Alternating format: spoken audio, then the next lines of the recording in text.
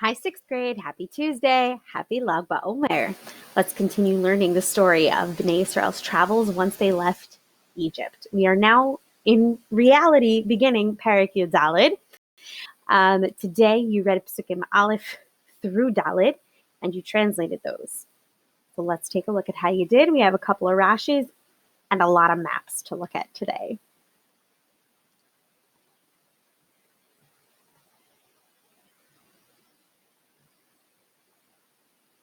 Vayidaber Hashem el Moshe lemor. So Hashem spoke to Moshe, and he told him, Daber el bnei Yisrael v'yashuvu. Speak to the children of Israel, and v'yashuvu, your Milon said, Hem yachzeru, you should return.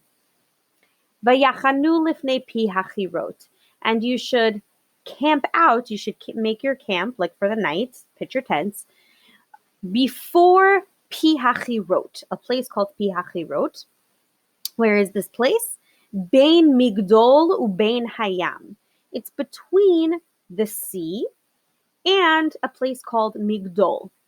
Lifnei Baal Tzfon, facing the direction of a place called Baal Tzfon. So Hashem gives Moshe very clear instructions of a place where Bnei Israel should turn to and camp for the next night. This is now night 3, because night 1 they spent in Sukkot, night 2 they spent in Etam, and this is where they're going to camp out on night 3. Michecho tachanu al hayam. They should be opposite the sea, between Migdol and the sea, in a place called Pi Hachirot. Don't worry, this will all make sense very shortly when we look at a map. So that's Pasuk Aleph and Bet. We're going to pause here in the translations and take a look at a Rashi. What is this Vayashuvu that Bnei Israel are being told to do now? Vayashuvu, we know, means to return. Return to where? What is this going on here? They're supposed to be leaving Egypt, and now they're being told Vayashuvu, return, go back. So Rashi makes it very clear to us what Hashem is telling them to do. Rashi says, you're in your Choveret on page 10, La'achoreihem. La'achoreihem means behind them. Hashem is indeed telling them, okay, turn around now. Start heading back. Litzad Mitzrayim hayu mekarvin. They got closer to Egypt. Kol yom hashlishi, that whole third day.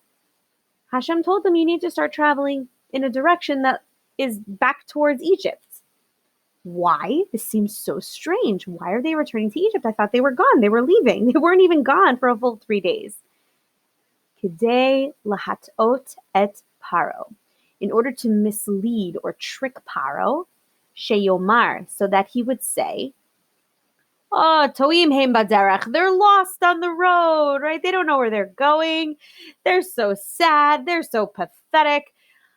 They must be returning to Egypt because I'm the only stability they know. I'm the only safety they know. I'm the only life they know. They're coming back to me because it's a big, bad, scary desert out there, and they don't know what to do.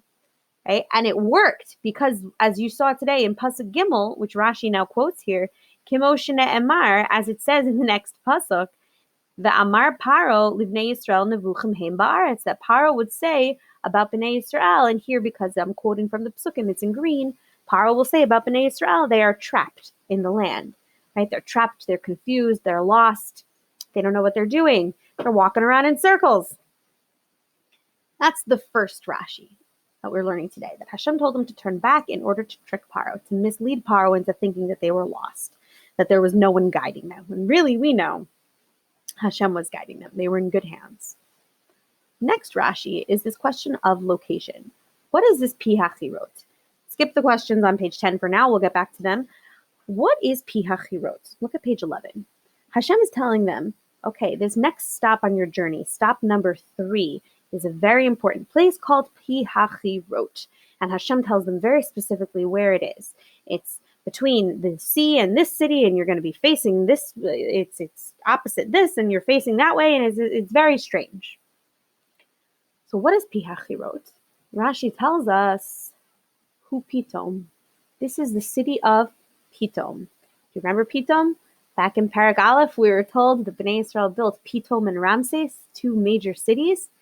So Rashi and the Midrash realized Pitom is the same beginning as Pi Hachirot. This must be the same place, but it got renamed. V'achshav nikra Pi Hachirot. But now it's called Pi Hachirot.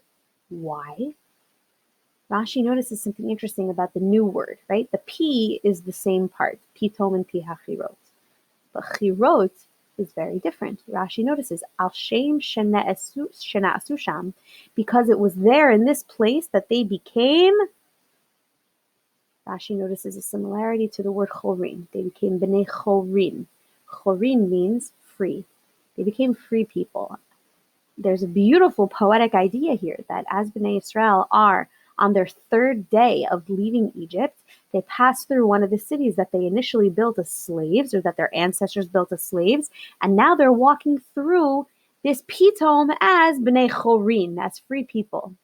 And this place got renamed Pi Hachirot, Al Shem Shena'asu Sham Bnei Chorin, because it was here that they became free people. It's not literally here that they became free people, but it's a sign, it's a symbol of their freedom, of the way Hashem was able to change their destiny and change their lives by bringing them through this place, this reminder of where they were once slaves, but now they are free.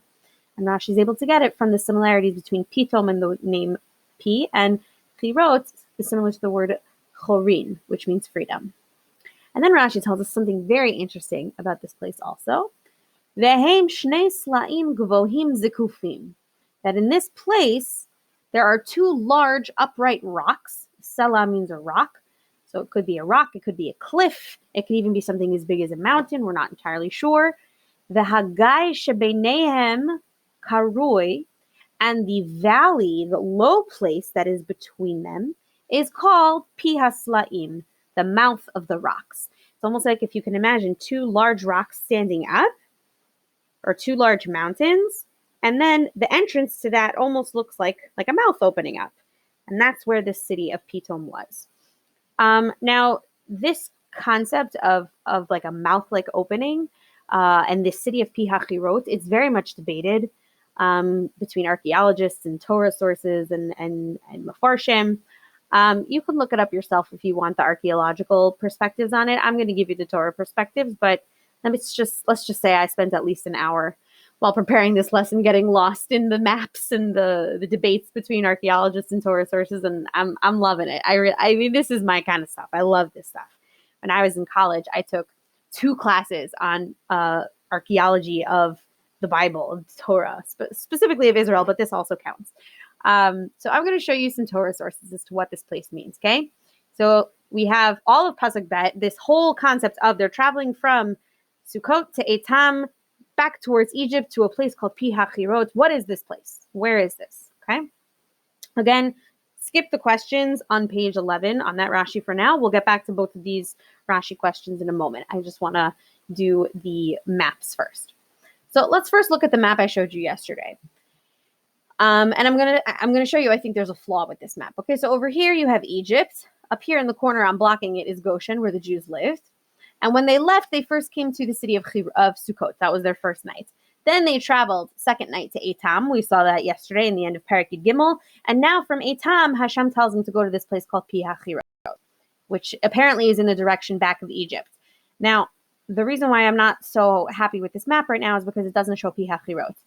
And also, it shows them going straight from Etam in a direction that's further away from Egypt, when really the Psukim tell us that they sort of started heading back towards Egypt.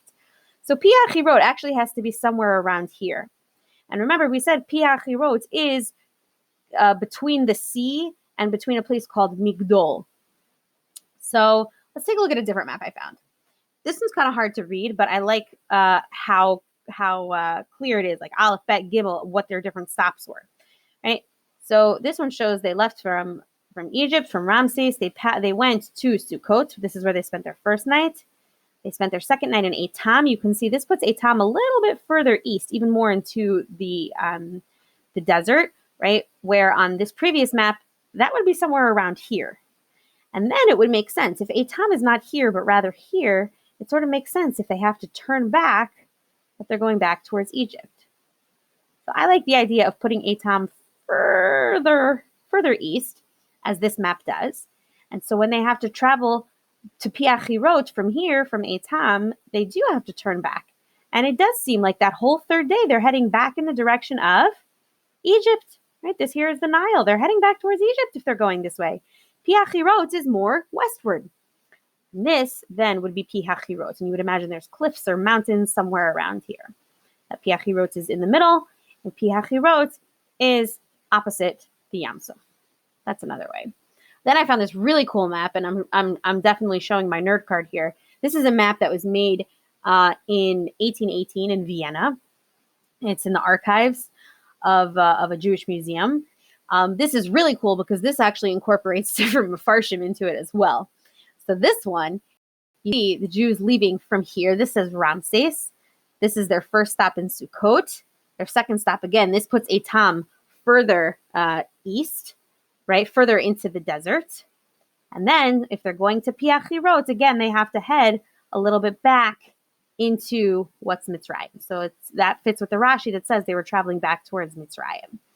And what I really like about this map is that right by Piachirot, it actually puts Pitom right next to it. And which Rashi tells us Piachirot is Pitom. They're in basically the same area, which is, pretty good. Based on that Rashi, that seems very convincing. This is Pitom. It's somewhere in between Migdol and the sea, right? The Yam Suf. And that would make sense. If Pitom was here and Bnei Yisrael have to camp out right near it, then you can imagine there must be some cliffs or rocks nearby that's where this city is located. We'll probably read these maps again when we look about the splitting of the sea. We're trying to figure out where that might be. Hope you're interested in this stuff. I find it fascinating, but if you're super bored, then, well, maybe one day you'll find it interesting. All right.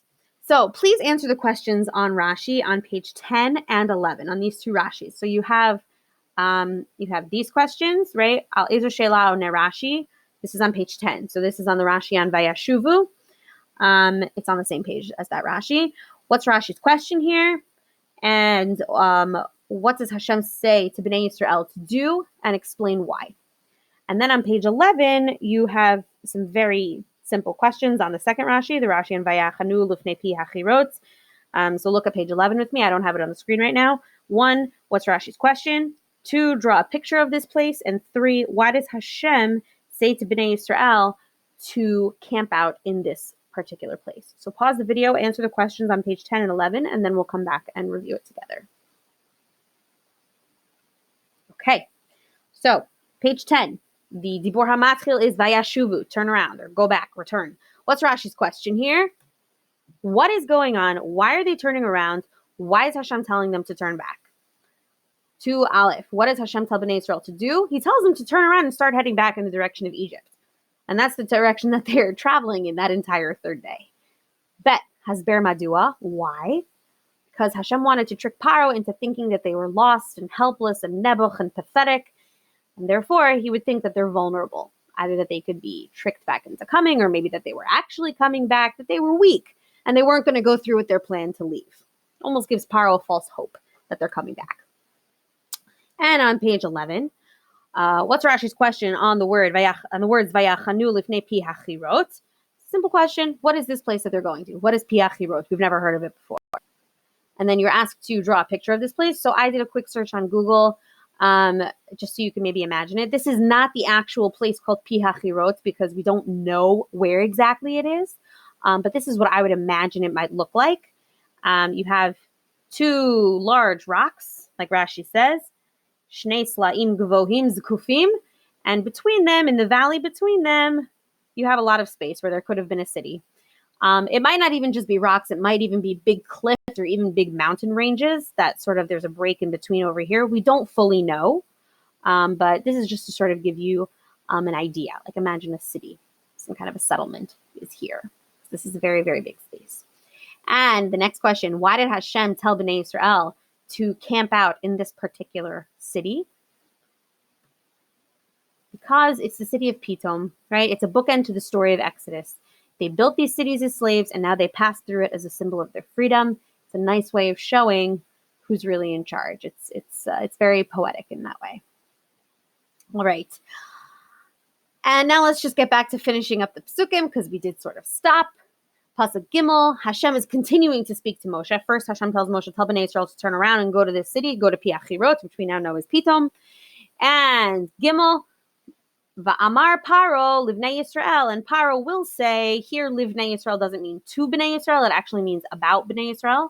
So Hashem says, Paro, when he hears that Bnei Yisrael are turning back, he's going to say about them, Nivuchim heim ba'aretz, right? They're stuck in the land.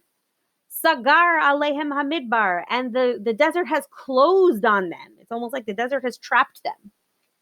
And Hashem says that when Paro does this, Pasuk Daled, v'chizakti et leiv Paro, I will harden the heart of Paro. I will make him stubborn again. V'radaf acharehem, and he will chase after them, meaning after Bnei Yisrael. V'ikabda b'Paro uv'chol chelo, and I will be here. Kaved does not mean heavy or hard. It means kavod. I will be honored or glorified. Ani kabda. I will be glorified through Paro and through all of his chayalim, chelo, his soldiers, his army. V'yadu Mitzrayim ki ani Hashem. And then all of Egypt will know that I am God. V'yasu chen. And they did so. That's exactly what we know happened. Which we will read in the following psukim in the next few lessons. And Hashem is giving Moshe a preview to this and telling him this is what's going to happen. Okay? But Moshe even knew ahead of time that this wasn't the end, that they were going to meet up with Paro again. Okay. I hope you enjoyed that lesson as much as I did. I really love the maps. Hopefully my love of the maps will sort of rub off on you guys. Please complete the check for understanding for this lesson on Google Classroom. And again, you have a Shorashim quiz on Friday for the Shorashim that are on page 2 of your Yud Daled packet. Be in touch if you have any questions or comments. And if you do a little bit more digging into where Bnei Israel traveled to after they left Egypt and what are these actual locations, and you'll find that they're quoting all these psukim that we're learning right now. So it's pretty cool that this stuff is still looked at today by archaeologists. All right. I hope you all have a wonderful day, and I'll see you in the next lesson.